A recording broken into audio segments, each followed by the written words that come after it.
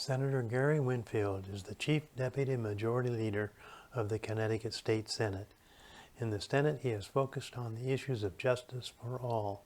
Senator Winfield spoke recently with the humanists and freethinkers of Fairfield County, Connecticut. Throughout his talk, he told stories about his life and the influence that brought him to public service. We hope you will find this video uplifting and inspiring. Let me start off by saying that I will give a little bit of the background as to who I am, how I came to do this work. I grew up in the Bronx. I grew up in a housing project in the Bronx until I was 15 years old. And then we were fortunate enough for my mother to have a family member who we moved to Long Island to live with. And then I got to live in a house, which was a completely different experience. I got to go to a school in a neighborhood that was much different than the neighborhood that I lived in. And that was all wonderful. I was always a good student because my mother believed in using her belt. I was always a good student, and the plan was to go to college. I graduated school with a 4.26 average, had been in just about every club, was on track to go to college, and then we discovered that while I got into 7 of the 8 colleges, my financial aid package didn't ever leave and go where it was supposed to go. So I found myself in the United States Navy. Not the plan, but that's where I wound up. The reason why I'm telling all of this is because out of the United States Navy, I was in a Navy's nuclear power program. When I got out of the Navy, I found myself working for a company which became Alstom Power, one of 2 companies that put together the power plant that went up in Milford in the late 90s and early 2000s, where I was a chief electrical engineer. Before I went to school and got a degree in political science, I was in engineering. And that's what brought me to Connecticut. When I got to Connecticut, like other places I had lived, I wanted to know what my community was. So I walked around the city of New Haven that I now live in. And what I saw didn't, to my mind, make a lot of sense. I saw communities that before I even saw the people of the community, I knew what they looked like based on what the community looked like. And so I had this desire inside to get involved, to see what I could do about what I was seeing, to change what it is I was seeing. But I was working 14 or 15 hours a day. That doesn't really allow you all that much time. I went back to doing the work that I was doing, and then a set of circumstances happened where I did such a good job that the company reimagined what my role in the company should be. They believed that I shouldn't be heading up projects, but that I should go in as a fixer of projects. The first of those would be in Arkansas, in the middle of nowhere. My wife at the time suggested to me that I could go to Arkansas, but that she would not be going there with me. And so I decided I didn't want to go. I was of the belief that because I'd done such a good job, the company would figure out something else to do. And they didn't agree with that. So we parted ways. That gave me a lot of time and enough money not to have to work immediately, that I could go back to that community that I had walked around and start to insert myself into the things that were happening in the community. And that's exactly what I did. I decided I was going to go back to school, study political science because it interested me. And then I started joining every group that was active in the city of New Haven. A little bit different than what most people do. You usually pick an area and work on an area. You work on criminal justice or the issues of same-sex marriage at the time, or the environment, or I picked them all. And I got cautioned that that wasn't the way to operate. But what happened over time was, because I was so connected to all of these things, while most people didn't know me, the people in the group, sometimes their issues collided. They overlapped. And so when they needed someone who could talk to someone in the other group, they realized, well, he's in the other group, so we'll just use Gary. And so in activist circles, I became someone who people kind of knew because I was in all the different little circles. And then in my time as a student, I had an internship in the Connecticut legislature, and that brought me into contact with a man named Bill Dyson, a former state representative, really well known, very outspoken, very much of the type of person who would use colorful language in ways I'm not skilled at to describe things. And Bill and I agreed on a lot of stuff and just had a way of syncing up. And so not only was I his student as an intern, but I also became a friend of Bill's. And so you fast forward several years, and it's Bill Dyson retiring from the State House. When Bill Dyson is retiring from the State House, and he was looking for someone of like mind in some ways to be his replacement. And in the years between leaving my job and this point in time, I had become very much an activist, an organizer, and someone who could be problematic for those in government. So I think Bill thought that's exactly the type of person he would want to be in the legislature. So Bill came to me and suggested as much. By that point, I was a full-fledged activist who, while I liked Bill Dyson, didn't really think very much of a lot of people in politics, and so I declined. But certain experiences that happened to me subsequent to that conversation suggested that maybe I could get the things done that I was trying to do outside of politics, inside politics. And so we decided to run. There's a little problem with that. Politics is a social sport. It's a sport of people who know each other and who trust each other.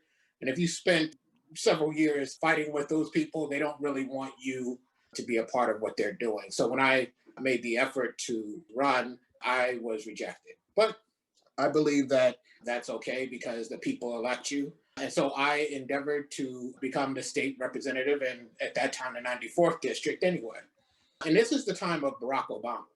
And so you may remember Barack Obama was going around talking to us about hope and the audacity in that. And as I look back on this now, I think I must have lost my mind.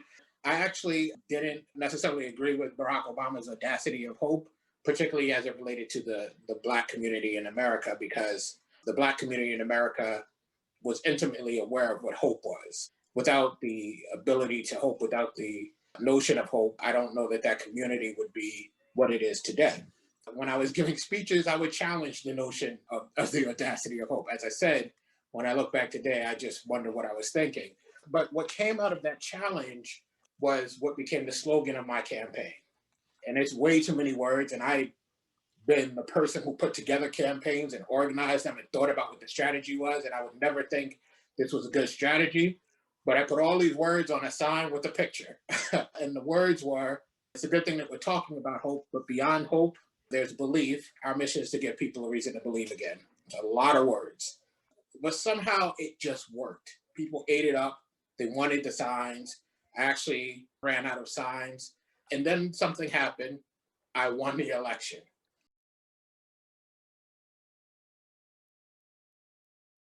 This thing we call the achievement gap. And what I realized early on is not just that people are against me, is that there are a lot of people who are not even understanding what this really means in the lives of people. So my first year in, I was sitting around a table with all these experts. You know, I would go there as a new legislator, like, I don't know what's going on. And I listened to one expert woman, I think she was in her mid 40s, white woman who I could tell was well-intentioned, talk about all the stuff she knew about the achievement gap and the science of education and all of this stuff. And as I listened to her, I was like, you don't get what it means in the life of a person.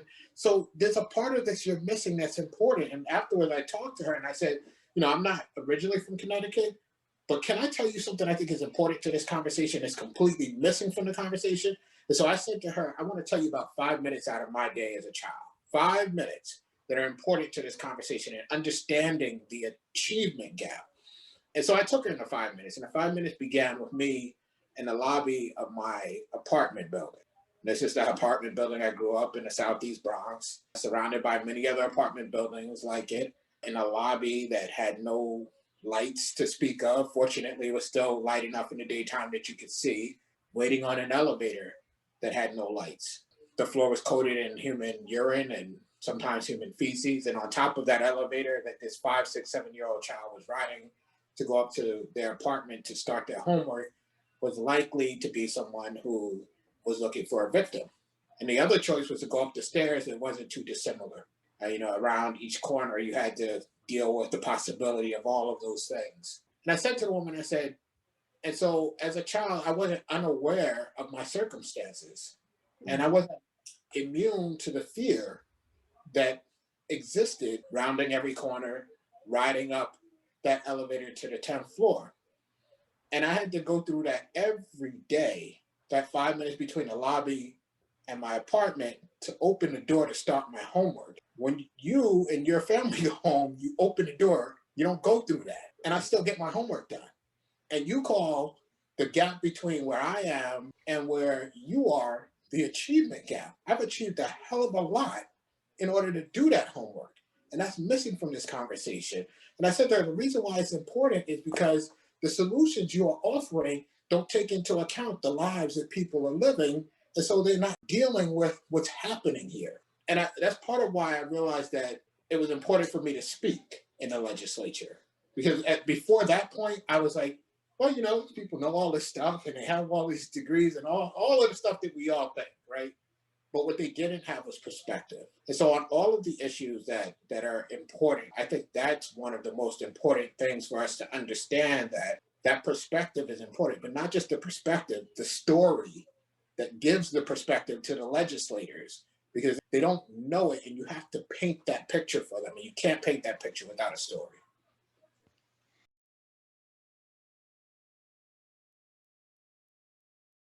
That neighborhood in the Bronx that I lived in, I never went to school in that neighborhood. Every morning I would get up early and go 20, 25 minutes to Co-op City in the northern part of the Bronx to go to the schools there because they were better than the schools that were in my neighborhood and because they were less violent. That's where the foundation of my education came from, a different neighborhood than I lived in.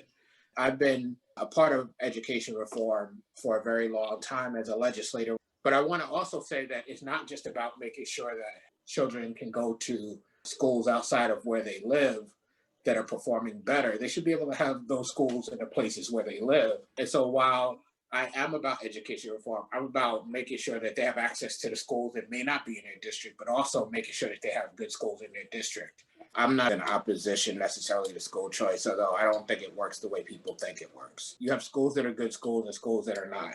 People seem to think that if you give school choice, if you will, that the fact that people have a desire to go to a better school will drive other schools to mimic the better behaviors of the schools that people are choosing because they're not being chosen. That makes some sense, except that everybody's going to school. So there'll still be people in those schools that don't work. So if you simply try to do school choice as the answer, what I think you will discover is that it doesn't work the way we're talking. So like the harder part is to force the conversation about fixing schools where they are. But I think we have to have that harder conversation because the conversation about school choice, I don't believe works as simply as people think it does.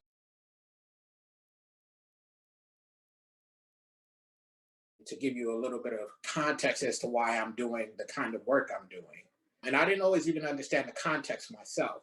My mother passed in 2012. When she passed, I was already well into this work. That's the year we abolished the death penalty finally. When my mother was passing, I spent a lot of time in the hospital with her, knowing that she was close to the end of her life and just talking. My mother suggested to me at one point that she really, really wished she could do the work that I was doing because she felt as though she hadn't done anything of real import in her life.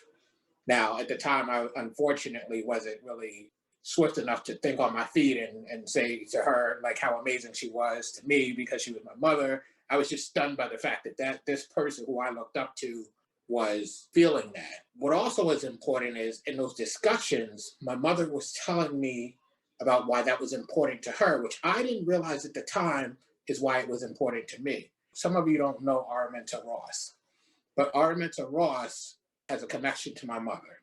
My mother's name was Araminta, and her mother's name was Harriet, and her mother's name was Araminta, and her mother's name was Harriet. Well, Araminta Ross, later in her life, got married and took a different last name than Ross and used the name Harriet, but she married a man with the last name Tubman, and that was Harriet Tubman. What my mother was really saying to me was that she understood that this repetition in name that travels throughout her family, my family, has meaning. She understood a connection because of the name for her to Harriet Tubman, born Araminta Ross. That is the work she wanted to do. And the work that Harriet did was the work of going back because Harriet believed that she would not be free if others weren't free. And so she went back to get those others. And my mother saw the work that I do of freeing people, not from slavery, but from certain systems. It was at that point that I realized, unlike what I believe, like many of us, that I was just doing great work and I was just dedicated and it was just all me, that there was a connection for me in that thing that my mother understood too. It's part of the reason that my daughter Imani has the middle name Harriet to carry that on throughout her life and to teach her as when she gets older what the meaning of the name is. And that's at the core of the work I do. So when you look at the work I do, it's always justice related. It's always about people who are on the wrong side of an equation. It is always about people who don't get heard. While we know that they all have voice, we know that many people don't have their voices heard. And so for me, having the good luck of coming from where I came from, never expecting to be in a position like mine, I am in that building to advocate, to push, to be as loud a voice as possible.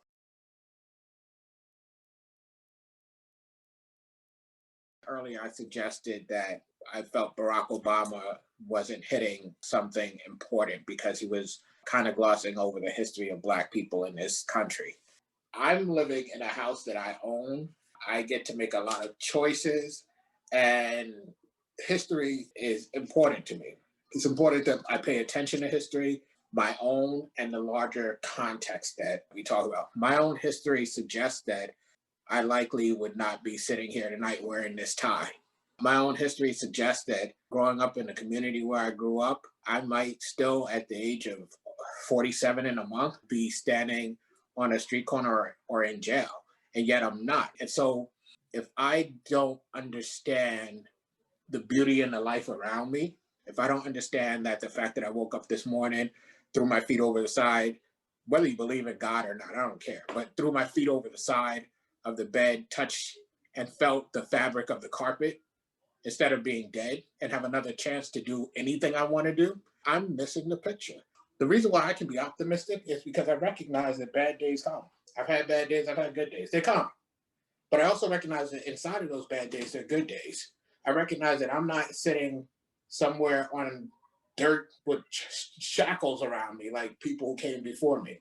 I recognize all of these things. And so if I have to work on a problem that ends solitary confinement and I have the choice to do it, how can you be in a bad mood despite the fact that that's not a good thing?